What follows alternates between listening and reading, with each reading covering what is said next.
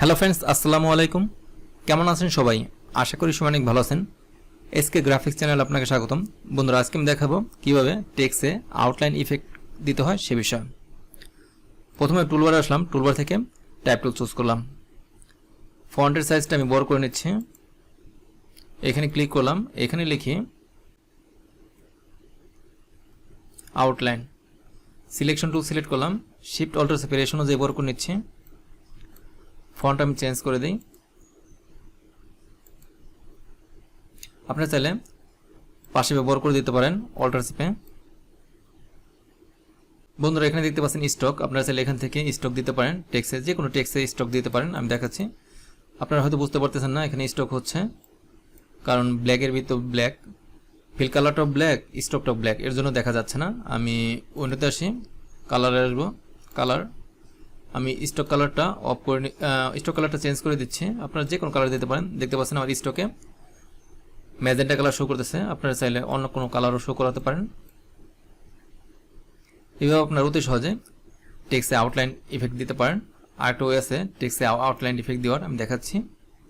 একটু ব্যাকে যাই, কন্ট্রোল জেড প্রেস করে আমি এখানে স্টকটা 0 করে দিচ্ছি।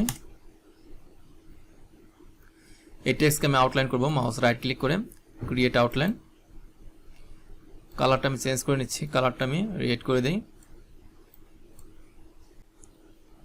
এই টেক্সটটা আমি কন্ট্রোল সি দিয়ে কপি করলাম। আপনারা অবজেক্টে আসবেন, পাথ, অফসেট পাথ। আপনারা চাইলে এখান থেকে অফসেটটা বাড়িয়ে দিতে পারেন। ওকে প্রেস করলাম, মাউস ড্র্যাগ করে সিলেক্ট করবেন। তারপর পাথ ফাইন্ডার অপশন থেকে আপনারা কম্পাউন্ড শেপে ক্লিক করবেন। এই কালারটা আমি চেঞ্জ করে ফিল কালারটা অফ করে দিই। অনলি স্টক একটা কালার নিয়ে আপনারা যে কোনো কালার নিতে পারেন।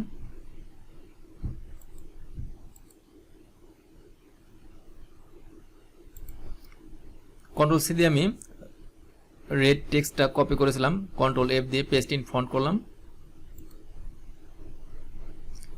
স্টকটা আপনারা চাইলে আর মোটা করে দিতে পারেন। চাইলে এখান থেকে কালার চেঞ্জও করে দিতে পারেন, yellow colour, blue colour, green colour, আপনার পছন্দের যে কোনো কালার দিতে পারেন।